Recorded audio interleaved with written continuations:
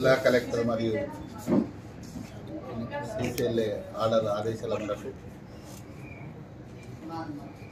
ఇవాళ ఈ ఎన్నికల లోక్సభ జనరల్ ఎలక్షన్ సందర్భంగా తహసీల్దార్లందరూ ట్రాన్స్ఫర్లో భాగంగా నాకు కూడా ఇక్కడ ఆర్మూర్ తహసీల్దార్గా నియమించడం జరిగింది.